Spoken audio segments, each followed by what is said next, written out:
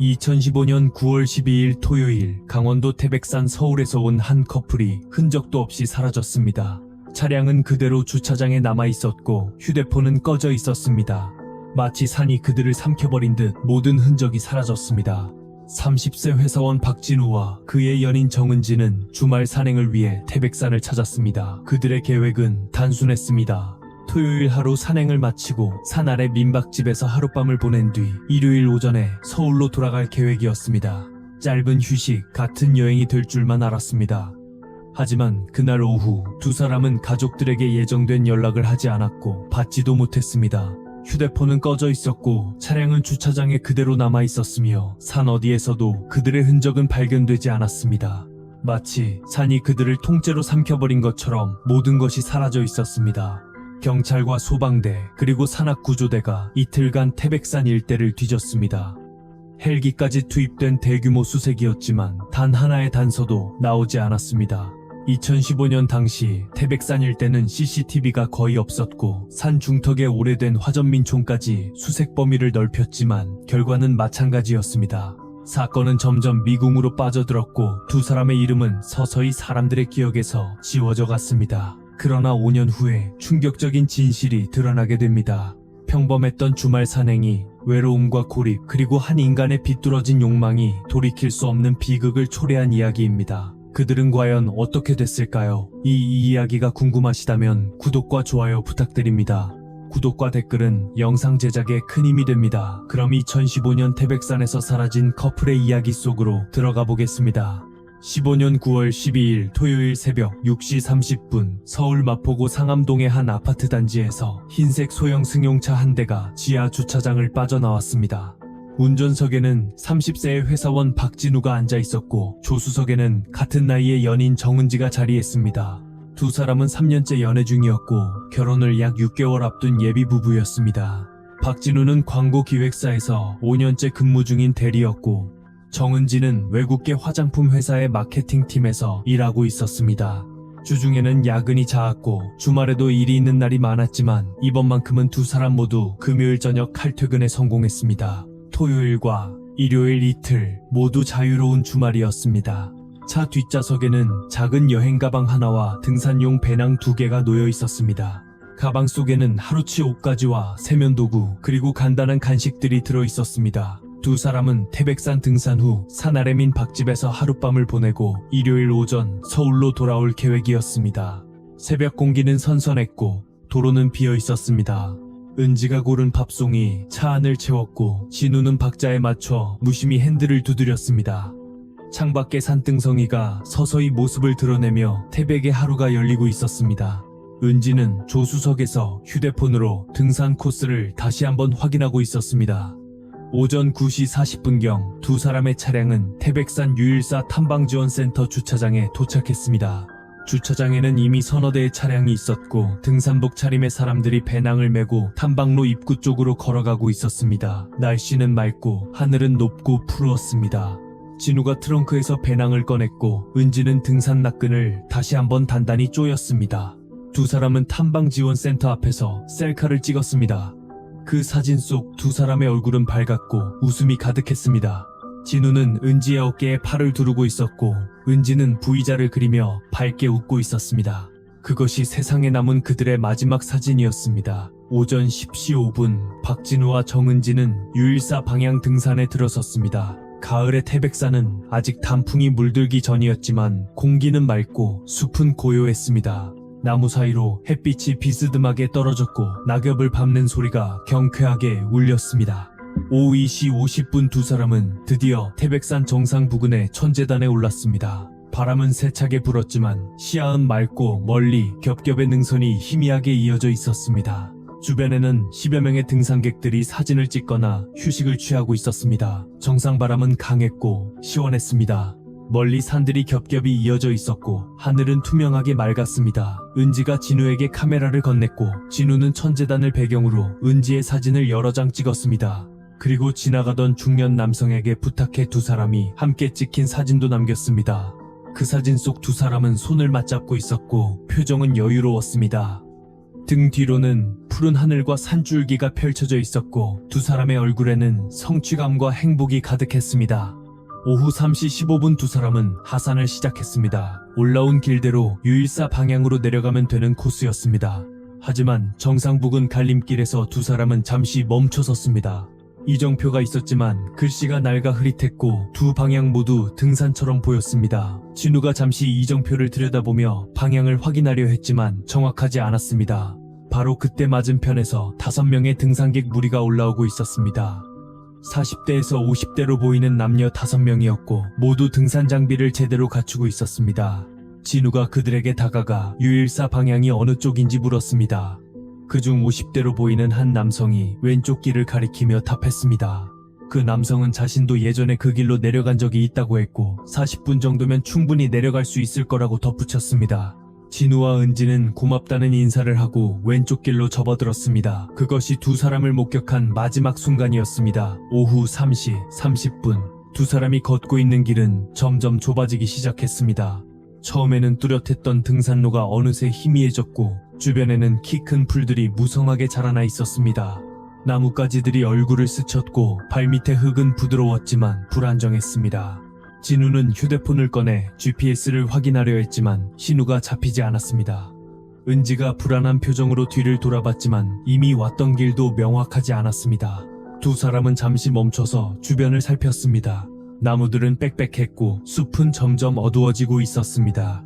해는 아직 지지 않았지만 산 중턱이라 그늘이 깊었고 바람은 차갑게 불어왔습니다.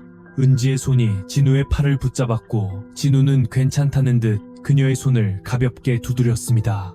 오후 4시 10분 두 사람은 계속 아래로 내려가기로 결정했습니다. 길을 잃었다 해도 계속 아래로 내려가면 언젠가는 계곡이나 탐방로를 만날 것이라 생각했습니다.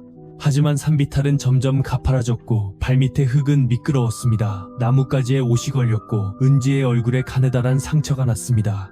진우가 배낭에서 물티슈를 꺼내 은지의 얼굴을 닦아주었고 은지는 괜찮다며 고개를 끄덕였습니다. 오후 4시 50분 두 사람은 작은 계곡을 발견했습니다.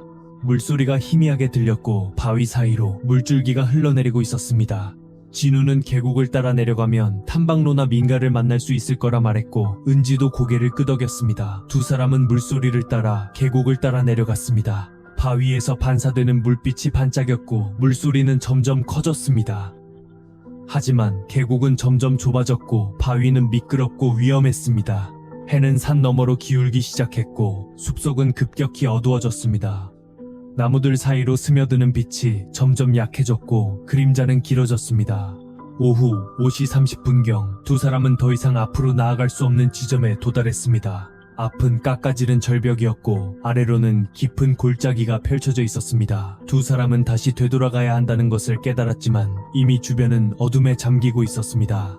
진우가 휴대폰의 손전등 기능을 켰지만 배터리는 30%밖에 남지 않았습니다. 은지의 휴대폰도 비슷한 상태였습니다. 두 사람은 배낭에서 여벌옷을 꺼내 걸쳤고 바위 및 작은 공간에 몸을 웅크렸습니다. 진우가 자신의 재킷을 벗어 은지의 어깨에 걸쳐 주었고 은지는 고맙다는 표정으로 진우를 바라봤습니다. 오후 6시 15분 산은 완전히 어둠에 잠겼습니다. 바람은 점점 세졌고 기온은 급격히 떨어졌습니다. 은지의 몸이 미세하게 떨렸고 진우는 그녀를 껴안으며 체온을 나눴습니다. 두 사람은 아무 말도 하지 않았지만 서로의 불안을 느낄 수 있었습니다. 어둠 속에서 들리는 것은 바람소리와 멀리서 들려오는 물소리뿐이었습니다. 그때 저 멀리 어둠 속에서 희미한 빛 하나가 보였습니다. 오후 6시 40분 두 사람은 산 아래 어딘가에서 희미하게 깜빡이는 불빛을 발견했습니다. 어둠 속 그 불빛은 마치 등대처럼 보였고 그들에게는 유일한 희망이었습니다. 휴대폰 손전등은 점점 어두워졌고 진우가 앞장서서 나무를 붙잡으며 길을 만들었습니다. 그 뒤를 은지가 조심스레 따랐습니다. 휴대폰 손전등이 앞을 비췄지만 배터리는 점점 줄어들고 있었습니다. 20분 정도를 더 걸었을 때 불빛의 정체가 드러났습니다. 산비탈 중턱에 낡은 나무집 한 채가 서 있었고 창문 사이로 노란 불빛이 새어나오고 있었습니다. 집 주변에는 작은 텃밭이 있었고 그 옆에는 장작이 쌓여 있었습니다. 지붕은 낡았지만 아직 무너지지 않았고 연기가 굴뚝 사이로 피어오르고 있었습니다. 그 연기 냄새가 바람을 타고 두 사람에게 흘러왔습니다. 진우가 조심스럽게 집 앞으로 다가가 문을 두드렸습니다. 한 번, 두 번, 그리고 세 번째 두드렸을 때 안에서 발소리가 들렸습니다. 문이 천천히 열렸고 70대로 보이는 노인 한 명이 나타났습니다. 노인은 키가 작고 마른 체격이었습니다. 얼굴은 검게 그을렸고 손은 거칠었으며 눈빛은 깊었습니다. 흰머리는 헝클어져 있었고 옷은 낡았지만 깨끗했습니다. 그는 두 사람을 위아래로 훑어보더니 낮고 느린 목소리로 밤에 산을 다니면 위험하다고 했고 일단 들어오라고 했습니다. 두 사람은 잠시 망설였습니다. 낯선 노인의 집에 들어가는 것이 불안했지만 다른 선택지가 없었습니다. 산은 이미 완전히 어두웠고 기온은 계속 떨어지고 있었습니다. 휴대폰 배터리는 거의 바닥이었고 다시 길을 찾을 방법도 없었습니다. 진우가 먼저 들어갔고 은지가 그 뒤를 따랐습니다. 집안은 좁았지만 따뜻했습니다. 작은 아궁이에서 불이 타오르고 있었고 그 위에 노인 솥에서 김이 피어오르고 있었습니다. 벽에는 낡은 달력이 걸려 있었고 구석에는 농기구 몇 개가 놓여 있었습니다. 창문 너머로는 어둠만이 펼쳐져 있었고 바람소리만이 희미하게 들려왔습니다. 노인은 두 사람에게 아궁이 옆에 앉으라고 했습니다. 그리고 찬장에서 사기 그릇 2개를 꺼내 물을 따라 건넸습니다. 진우가 감사하다고 말했고 은지도 고개를 숙였습니다. 노인은 아무 말 없이 다시 솥 앞으로 돌아갔고 국자로 무언가를 저었습니다. 집안은 오래된 나무 냄새와 연기 냄새가 섞여 있었습니다. 노인이 두 사람에게 밥과 된장국을 내주었습니다. 그릇은 낡았지만 깨끗했고 밥은 따뜻했습니다. 두 사람은 배가 고팠고 감사하게 받아 먹었습니다. 노인은 그들 맞은편에 앉아 묵묵히 자신의 밥을 먹었습니다. 가끔 노인이 두 사람을 바라보는 시선이 느껴졌지만 직접 말을 걸지는 않았습니다. 식사를 마치고 진우가 물었습니다.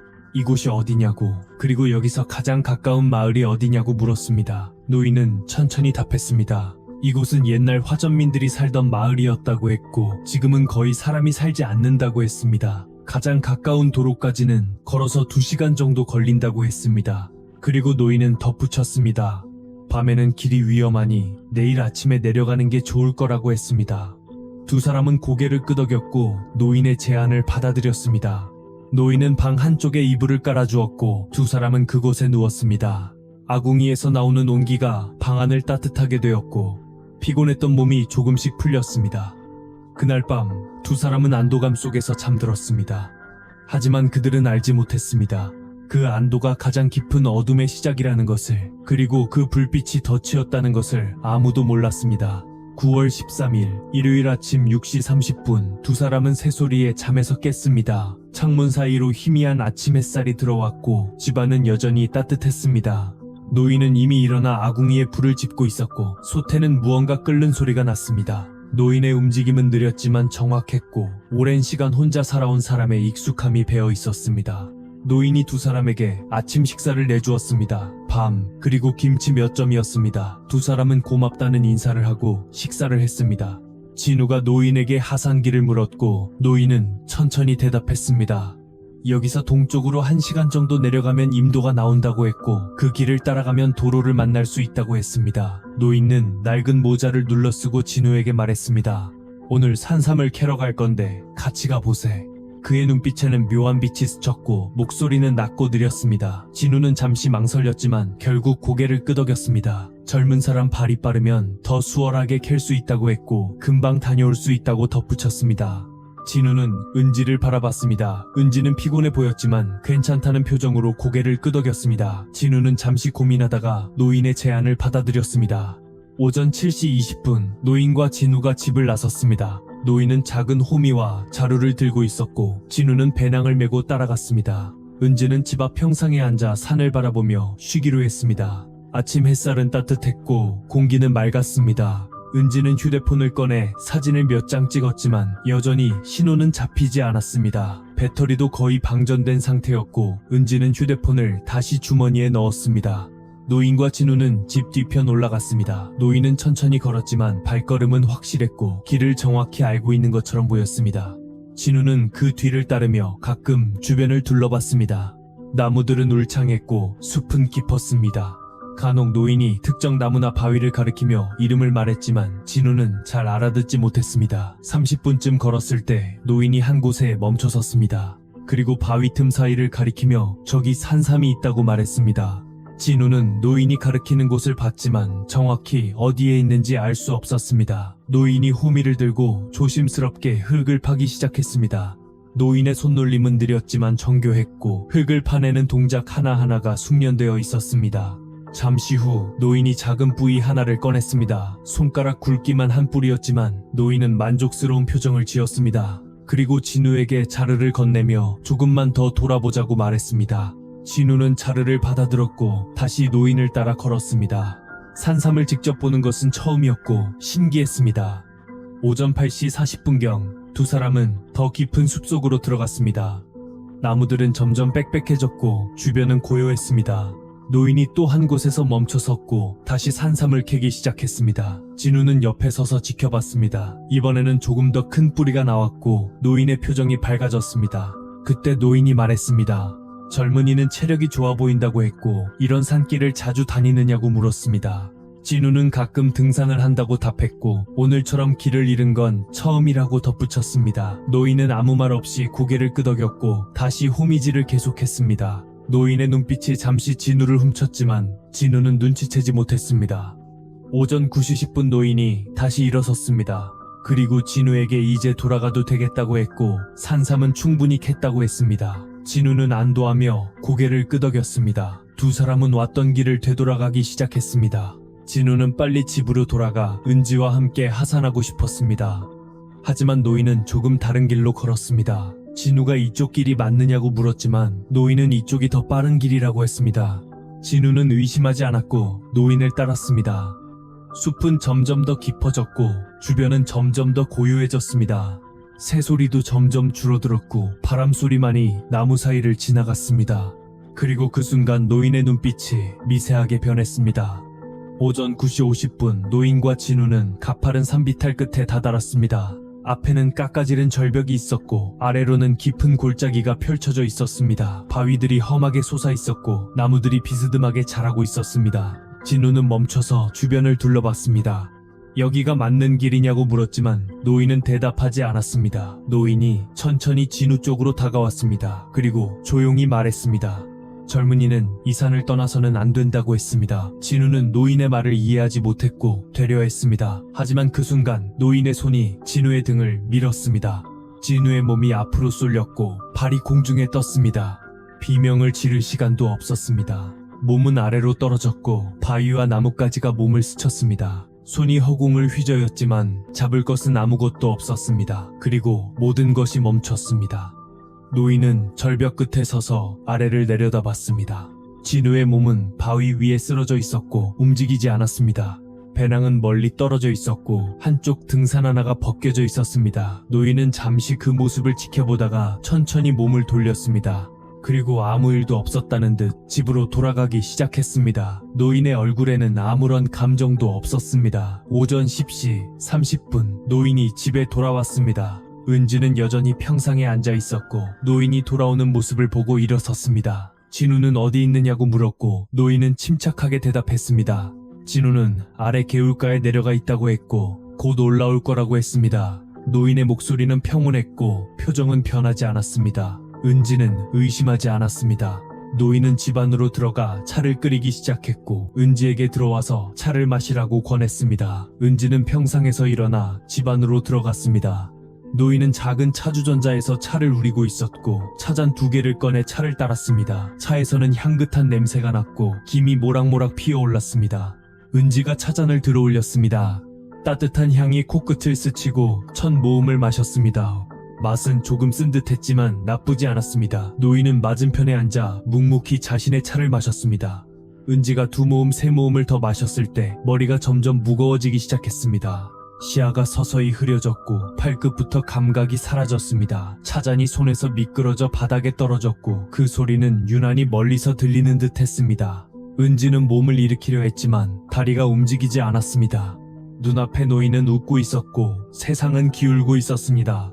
은지는 일어서려 했지만 다리가 움직이지 않았습니다. 노인의 얼굴이 점점 멀어지는 것처럼 느껴졌고 세상이 천천히 기울었습니다. 은지는 무언가 이상하다는 것을 깨달았지만 이미 늦었습니다. 마지막으로 본 것은 노인의 조용한 눈빛이었습니다. 그리고 모든 것이 어둠 속으로 사라졌습니다. 9월 13일 일요일 오후 6시 30분 서울 마포구 상암동의 한 아파트에서 정은지의 어머니가 딸에게 전화를 걸었습니다. 하지만 전화는 연결되지 않았습니다. 처음에는 산속이라 신호가 안 잡히는 것이라 생각했고 크게 걱정하지 않았습니다. 오후 8시가 되어도 연락이 없자 은지의 어머니는 다시 전화를 걸었습니다. 여전히 꺼져 있었습니다. 이번에는 박진우에게도 전화를 걸었지만 마찬가지로 꺼져 있었습니다. 불안감이 조금씩 커지기 시작했습니다. 오후 9시 30분 은지의 어머니는 진우의 어머니에게 전화를 걸었습니다. 진우의 어머니도 아들과 연락이 되지 않는다고 했습니다. 두 집안 부모는 상의 끝에 일단 내일 아침까지 기다려보기로 했습니다. 아마 휴대폰 배터리가 나가서 연락을 못하는 것일 거라고 서로를 안심시켰습니다. 9월 14일 월요일 오전 6시 30분 은지의 아버지가 먼저 태백으로 출발했습니다. 진우의 형도 함께 차를 타고 출발했습니다. 오전 9시 40분경 두 사람은 태백산 유일사 탐방지원센터 주차장에 도착했습니다. 그리고 그곳에서 진우의 흰색 승용차를 발견했습니다. 차는 주차장 한쪽에 그대로 있었고 문은 잠겨 있었습니다. 차 안을 들여다보니 아무것도 없었고 배낭도 보이지 않았습니다. 두 사람은 즉시 탐방지원센터로 달려갔고 상황을 설명했습니다. 오전 10시 15분 태백경찰서에 실종 신고가 접수되었습니다. 실종자는 박진우와 정은지 2명이었고 최종 목격 시간은 9월 12일 토요일 오전 10시경이었습니다. 경찰은 즉시 수색팀을 구성했고 소방서와 산악구조대에도 협조를 요청했습니다. 9월 14일 오전 11시 30분 첫 수색이 시작되었습니다. 경찰 20명, 소방대원 15명, 산악구조대 10명, 총 45명이 투입되어 유일사 등산화 천재단 일대를 수색했습니다. 날씨는 맑고 산은 고요했습니다. 수색 범위는 유일사 등산화 천재단 주변 그리고 주요 갈림길 일대였습니다.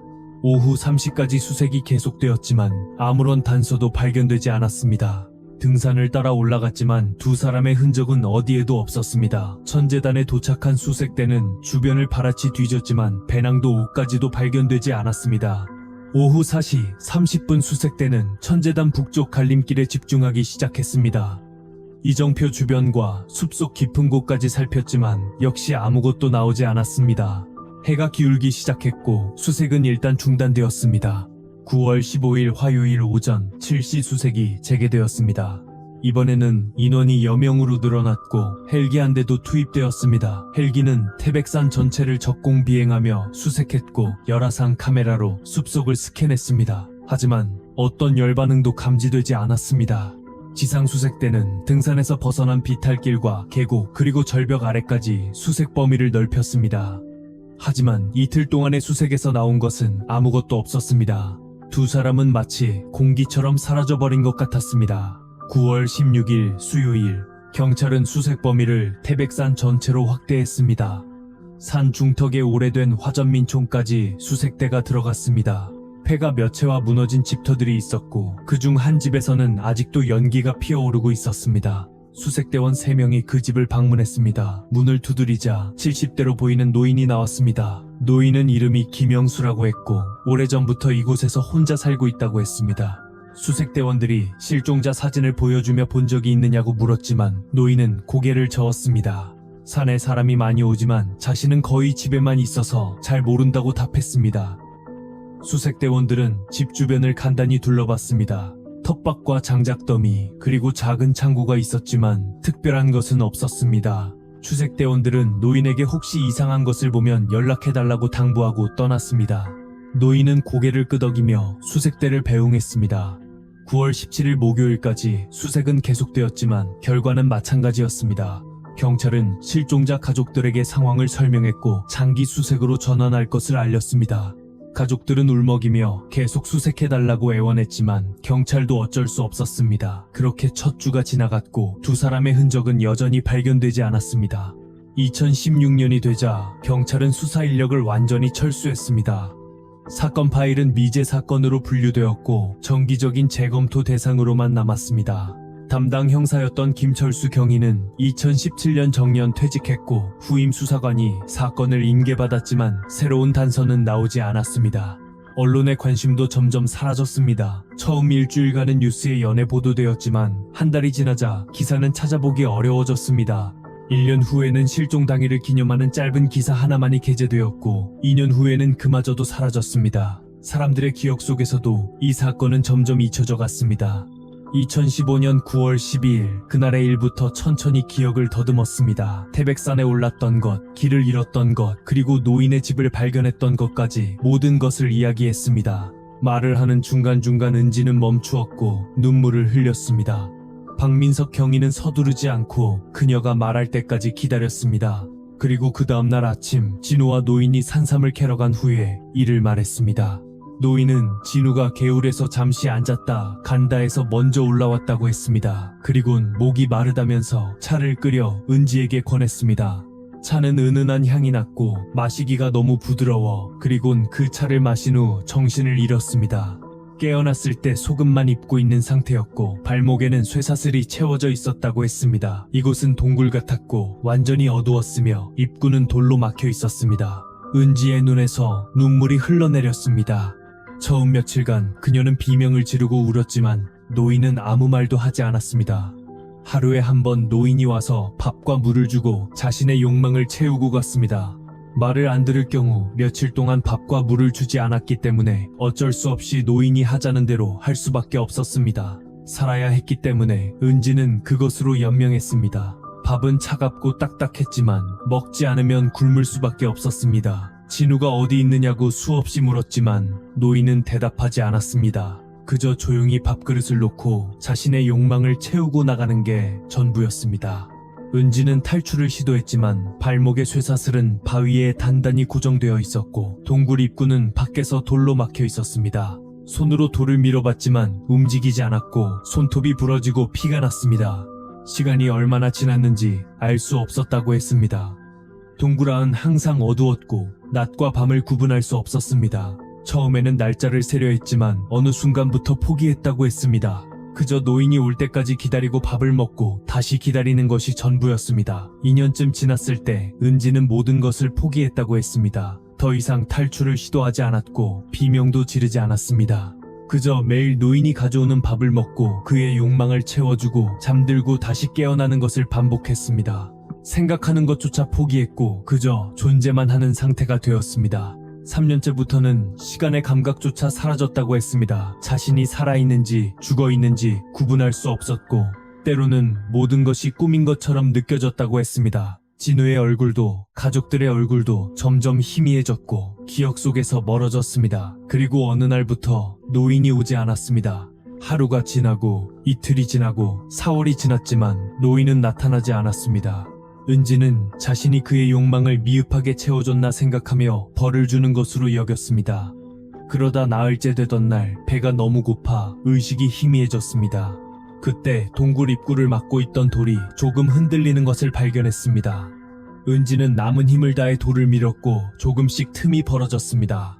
하지만 발목의 쇠사슬은 여전히 풀리지 않았고 은지는 그 상태로 며칠을 더 버텼습니다. 물도 없었고 밥도 없었지만 포기할 수 없었습니다. 그리고 마침내 등산객이 나타났고 경찰이 왔고 그녀는 구출되었습니다. 박민석 경위는 조사 내용을 꼼꼼히 기록했습니다. 그리고 마지막으로 한 가지를 물었습니다. 박진우는 어디에 있을 것 같으냐고 물었습니다. 은지는 고개를 저었습니다. 모른다고 했습니다.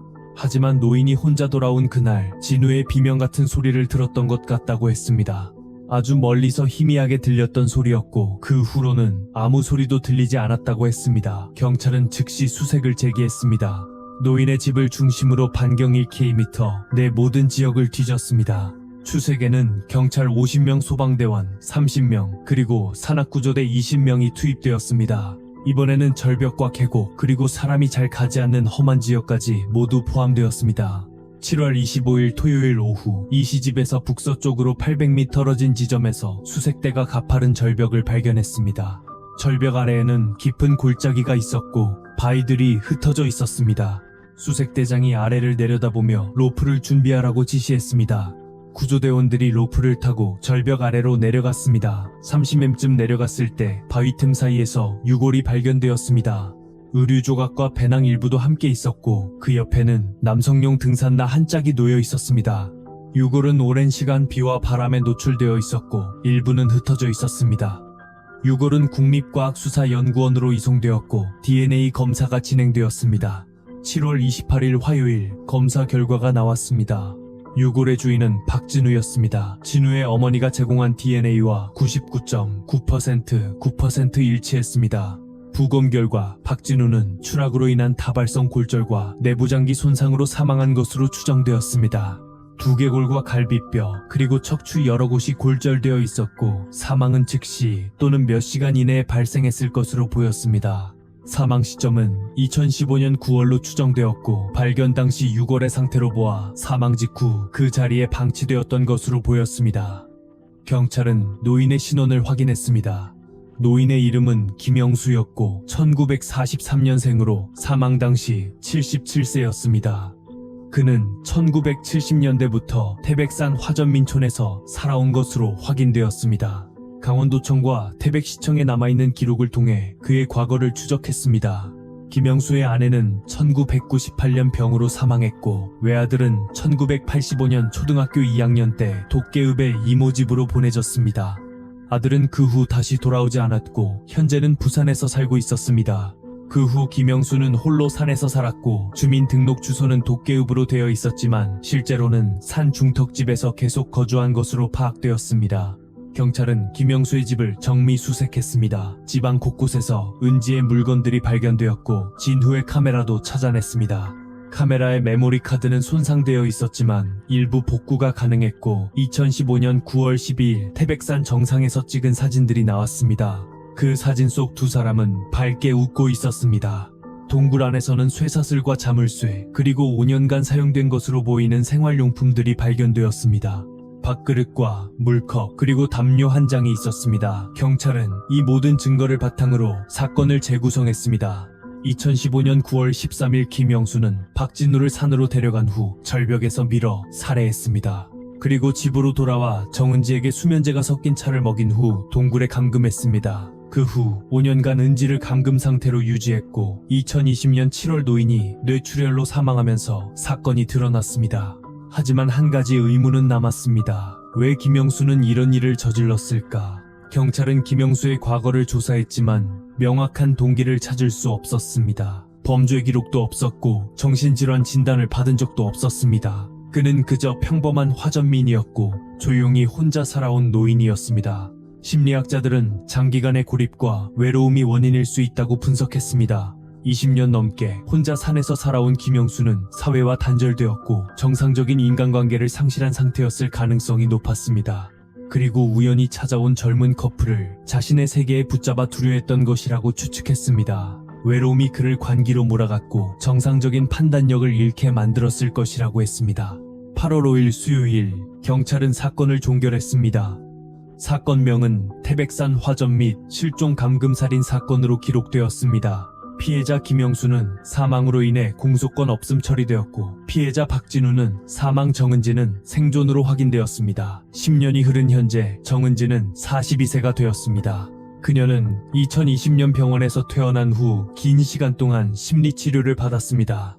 PTSD와 우울증 진단을 받았고 2년간 입원 치료를 받았습니다. 밤마다 악몽에 시달렸고 갑작스러운 소리에 놀라 비명을 지르곤 했습니다. 2022년 퇴원 후에는 부모님과 함께 지방의 작은 도시로 이사했고 조용히 살아가고 있습니다. 박진우의 가족은 2020년 7월 진우의 유골을 찾았습니다.